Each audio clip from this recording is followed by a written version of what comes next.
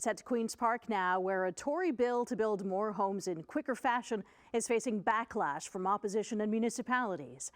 The Ford government says it aims to build more than 1 million homes, but the legislation includes the slashing of development charges, and many say taxpayers will end up footing the bill.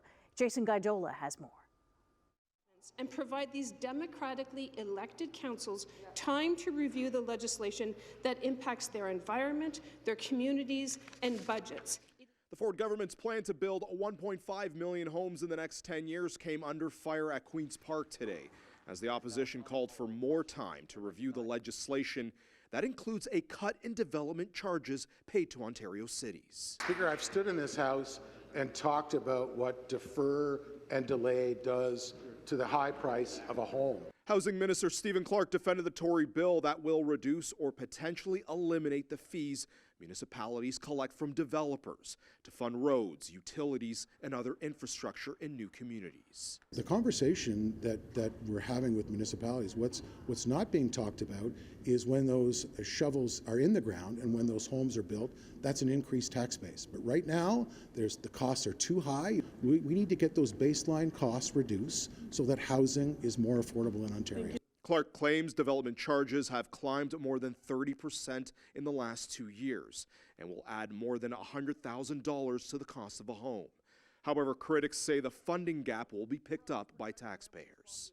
To think that, waiving development charges is going to reduce the price of a home, right, without guaranteeing it in any way, it's ridiculous.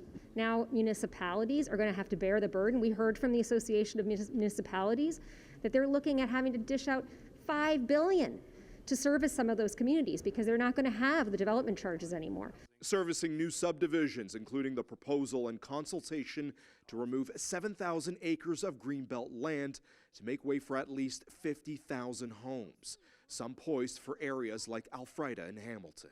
Each municipality sets their development charges based on the projects, and that's one thing that frustrates us.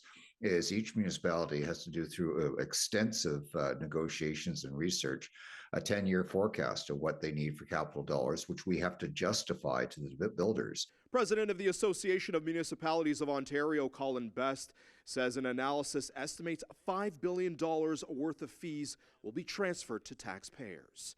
Minister Clark was asked today how the funding gap will be addressed. Well, the Premier and I met with municipal officials in January. We met with big city mayors, regional chairs. We met with rural and northern mayors as well. And we talked about this opportunity where we could provide development charge incentives for the type of housing that we need. We need to see the details. We haven't seen a costing out of the development charges impact as well as other, planning environmental impacts, what the justification is.